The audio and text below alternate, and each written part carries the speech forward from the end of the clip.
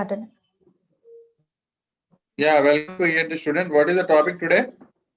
It is acute otitis media with effusion in Hello? adults. Investigation. Yeah. You can continue the topic. Please kindly continue. Sure, sir. Investigations of acute otitis media in adults with effusion. Audiology. A Puton audiogram will show the level of impaired hearing function and typically reveal a conductive hearing loss. Experienced clinicians will usually make the diagnosis of otitis media with effusion from tympanic membrane appearance, and tympanometry is often not necessary. However, tympanometry does not have a high correlation with MRI evidence of middle ear effusion and may be used for diagnosis and monitoring of otitis media with effusion. Preoperative tympanometry has also been shown to have a high correlation with myringotomy findings when gas displacement of fluid is controlled for. So what we see in audiology as far as this is concerned is hearing is decreased, and it's a conductive loss, and we can make the diagnosis of OME by appearance of tympano membrane, and tympanometry is not often necessary. Why? Because just see, and there will be water bubbles inside the middle ear that will become the otitis media with effusion. Just simply see and you can diagnose this. You'll get a B-type curve in the tympanometry, then that is also there. B-type curve, that is B for Bombay, B-O-M-E, remember that, boom, okay. However, tympanometry does have a high correlation with MRI evidence of middle ear effusion and is used for diagnosis or monitoring of OME. So we don't go for MRI generally that regularly, not needed actually. And but it is helpful. It is saying, the author is saying that way. Okay. Next, tympanometry has correlation with myringotomy findings and gas displacement of fluid is controlled for. So type B type is the curve that is seen in tympanometry for myringotomy, for required for myringotomy as far as the legal issues are concerned. Next. Myringotomy. The presence of fluid at surgery confirms the condition of otitis media with effusion, but the absence of fluid does not necessarily refute it. Although the displacement of middle ear fluid by anesthetic gases is thought to be minimal or absent, MRI scans have shown fluid in the mastoid A cells, but not in the mesotympanum. Immediate preoperative tympanometry has been compared with tympanometry once a general anesthetic was applied. In a group of 93 patients, 30% of tympanograms were found to change under general anesthetic. A type B preoperative tympanogram was found to be predictive of a middle ear effusion in 92%. So as we could see, the last point, type B preoperative tympanogram, in 92% it is correlated. Type B is very important. You should remember this is only one point that is asked for you in exam. Second point, if you say preoperative under GA, if you do like in a group of 93 patients, according to the author, 30% were found to change under general anesthetic. So what happens is the anesthetic gases, especially the nitrous oxide, etc., whatever it is, they go into middle ear space. For that reason, what we do is generally we ask the anesthetist to cut off the gases before putting the graft. That is one reason. So we should say the anesthetist that we are putting a graft because it is a middle ear is a space. The graft will be a chest environment from here. And the first point, when you see the fluid at surgery, when you are doing a there will be fluid. If no fluid is there, you need not think that it is not OME. So there is a chance that sometimes because of the anesthetic gases, they might get inside and then they may displace everything. Okay. So, but MRI scans have shown fluid in the mastoid aces, but not in the mesotympanum. In such situation, the fluid can be present. So you imagine a balloon filled with water and it is compressed on one side. Water will go to the other side. So this is how the otitis media with effusion behaves like. It's like a balloon filled with water. The middle ear, attic, and mastoid cavity. All these three things become like a balloon filled with this, water. Next. Management. There are 4 management options in adults: non-medical treatment, medical treatment, hearing aids, and surgical treatment. Yes. Next. Non-medical treatment. Using a Tony B maneuver or Valsalva technique can be beneficial. It is particularly useful in the perennial sniffer who needs to be educated against continuing this practice and encouraged instead to increase middle ear pressures. The Valsalva technique should be performed several times a day, and the patient warned that the first time air enters the middle ear space may be uncomfortable and noisy. In children or in adults who fail to clear their effusions using the Todibi or Valsalva techniques, mechanical devices such as the Otovant TM balloon and ear popper TM can be employed to achieve the same effect. So you have this Valsalva maneuver, which you are going to increase the pressure, and Toynbee, it's not Toynbee, it's Toynbee maneuver, wherein you are going to suck inside. Okay, so that is a negative pressure. Whereas Toynbee is a physiologically sound one, Valsalva is not that sound one, but easy to perform is Valsalva only. So you should be telling the patient that air should be sent on blowing the air by closed nose and closed lips. Your cheeks should be enlarged so that air will go inside the middle ear through the eustachian tube. That is one concept. Anyone can be trained very easily. Next. Medical management. Nasal decongestants such as xylometazoline are widely advocated for OME in adults, but there's a little evidence to indicate that they alter the natural course of the disease, which is resolved without treatment in most cases. Most research into antibiotic use for otitis media with effusion has been in the pediatric population. No large studies of adults were identified in the literature searches. Using a combination of both culture techniques and confocal laser scanning microscopy, a study of middle ear effusions in children found approximately 90% to contain live bacteria. A high proportion showed biofilm morphology. A very important point, you can use decongestants like xylometazoline, but the first point, as you could see, the natural course of the disease. You're putting drops inside the nose, they act on the eustachian tube entrance at the nasopharynx, and they try to open the eustachian tube. But that may be of direct use or indirect use. It will be, increasing in the air entry, and patient will feel better for as far as the nose is concerned, and not about that particular fluid inside the middle ear cannot be worked out with this, but it is an indirect action. And second thing is antibiotics in otitis media with effusion. Always there is a doubt about antibiotics in adults. So how is that doubt? Actually, in children it is supposed to work well, but in adults it's not very much useful as far as literature is concerned. So for this reason, if we see in a confocal scanning laser microscopy, so this is one of the latest technique, and culture techniques. When you do that, children there are almost 90% of bacteria, but instead of bacteria only, there is a lot of biofilm morphology. Okay, so biofilm is something related to the bacteria-related colonies. Instead of bacteria, there can be biofilms. Okay, single groups of bacteria, there are larger colonies like housing board colonies. All those things are there. Now, the biofilm is responsible for most of the mucosal diseases that are present in the ear nostril. That is very important. So, someone among this group search about biofilms and put the information about biofilms in the group. Thank you. Next.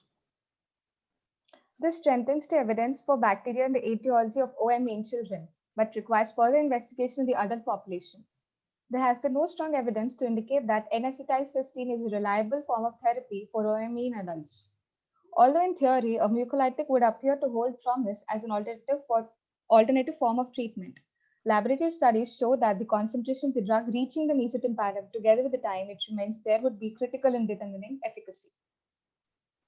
So generally we write mucolyte SR, the tablet that we write generally N-acetylcysteine or ambroxol. All these are mucolytics. They will be acting very well in the lung mucosa, etc., etc. But middle ear is a very small space. Whether it reaches or not is a big issue. So, but theoretically we write them and patient will take them, feel that it is better. At least the mucolytics will decrease the thickness of mucus in the nose and the throat. At least that relief will be there for the patient. Once you take mucolytic, your sinuses will get lightened. We feel like that. If you take sometimes personally also, you have that feeling. Okay, that is one point you have to keep in mind. Second thing is, whether it is useful or not is not clearly proved.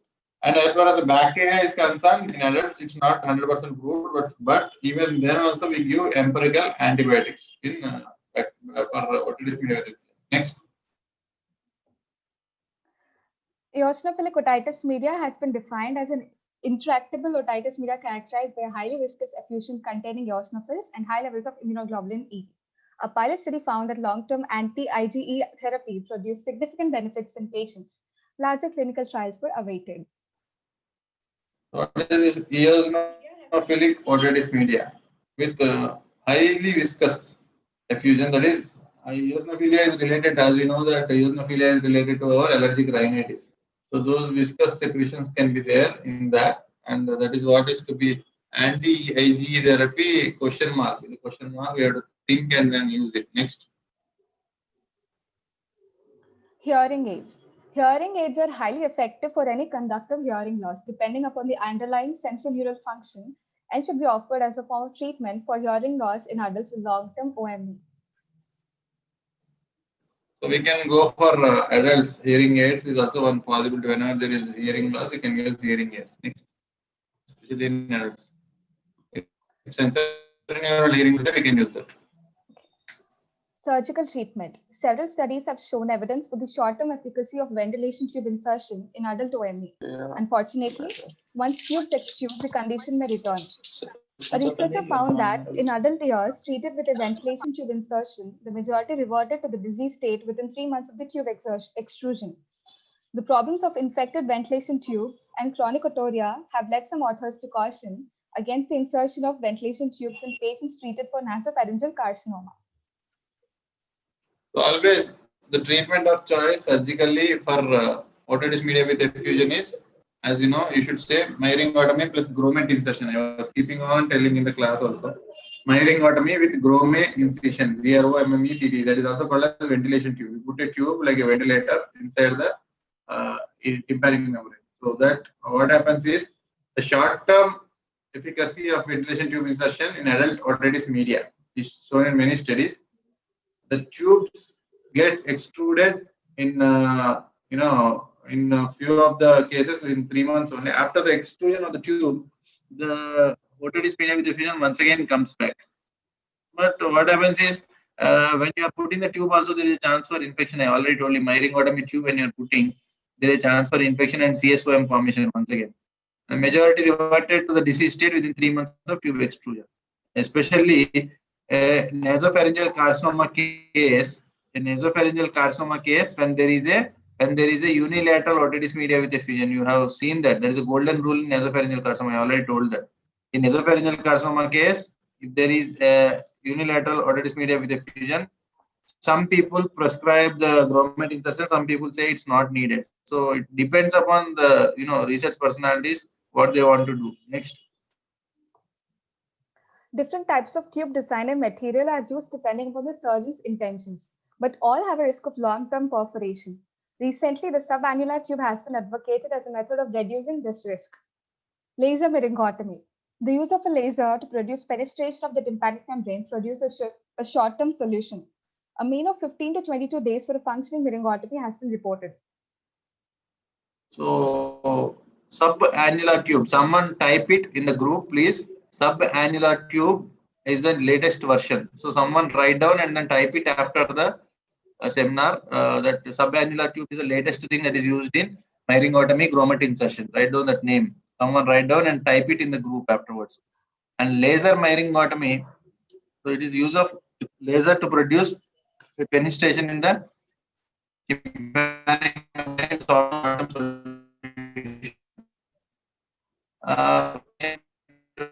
Has been reported. Okay. Write down that subannular tube and laser myringotomy. Next. Mastoid vents. Mastoid vents bypassing the need to perforate the tympanic membrane have been shown to have good long-term efficacy in chronic OME patients with significant atelectasis. In the multi-center trial of 23 subjects, 20 of the 23 vents were still patent after 18 months, and 18 of the 23 patients had improved hearing. Laser eustachian tuboplasty. Eustachian tuboplasty using a laser has been found to confer significant benefit on a small group of patients with OME when reviewed after a year. Practiced as an outpatient technique under local anesthetic, the authors reported it to be safe and well tolerated. So this point which you have discussed even during that also, even during surgical discussion also. When making a fissure the tympanic membrane, you make a hole in the mastoid bone itself that prevents the atelectasis. What is atelectasis? That is almost grade 3 retraction of the tympanic membrane pars tensa. So in that it is very good for mastoid vents. And there is one more point called as laser eustachian tuboplasty. So when you are doing it for the laser or the eustachian tube, they confer significant benefit for a small group of patients with OME. Reviewed after 1 year. So that was the experience of the author. And as an outpatient technique under LEA, you can do it in a local anesthetic, safe and well tolerated. What is that called as? Laser eustachian tuboplasty. Next. Balloon dilatation of eustachian tube. Dilatation of the eustachian tubes has been proposed as a treatment by some authors. A recent meta-analysis of studies to date, which included 1,155 patients in total, concluded that the treatment offers short-term benefit in the majority of cases and medium to longer-term benefit in a small number of patients. There remains a need for large placebo-controlled trials. So balloon dilatation of eustachian tube is under research, that you can say. Next. Best clinical practice. Acute otitis media is diagnosed on symptom history and otoscopy. Photon audiometry and tympanometry are not required. Otitis media with effusion in adults is uncommon. Treatment options, as described, should be discussed with the patients together with the attendant risks and benefits. So as you could see here, it is a history-based you can diagnose, and otoscopy by itself you can diagnose it. PTA and tympanometry are supplementary. They need not be 100% done. PTA gives conjunctive deafness and sometimes sensory neural loss, and tympanometry gives B-type curve, as you know that. And otitis media with effusion in adults is uncommon. If it is unilateral, you should suspect the nasopharyngeal carcinoma and is discussed with the patient for risks and benefits. Next. Key points. Although relatively uncommon, AOM in adults is usually bacterial and is typically caused by the same organisms found in the pediatric form of the condition. Vascularity of the normal tympanic membrane should not be confused with the bulging red tympanic membrane seen in AOM. An unexplained middle ear effusion in an adult requires endoscopic visualization of the eustachian tube entrance in order to exclude an obstructing lesion. Balloon dilatation of the eustachian tubes may be an alternative treatment to ventilation tube insertion in adult OME. Very important points. Adults, AOM, whatever the organisms are there, they are typically found associated with acute otitis media, like in the children only. So it's about acute otitis media, it's not serious otitis media. And vascularity of normal tympanic membrane, there is sometimes tympanic membrane is supplied by anterior tympanic artery of maxillary artery, atama. You can remember as atama. So that should not be confused with bulging tympanic membrane. In AOM, tympanic membrane is bulged with red color. And unexplained middle ear effusion, unilateral, every time you keep on seeing the point, unilateral otitis media with effusion, you should see further nasopharyngeal carcinoma, you have to see the DNE, endoscopy, how to do. Next, balloon dilatation of the eustachian tubes is an alternative for ventilation tube. Instead of puncturing the tympanic membrane, you better put a dilatation of the eustachian tube. Pseudostratified ciliated columnar epithelium is eustachian tube. That will not help in the drainage. You are facilitating the drainage. Next. Thank you. Okay. Thank you for watching for this part of otitis media with effusion and AOM. You can stop this recording.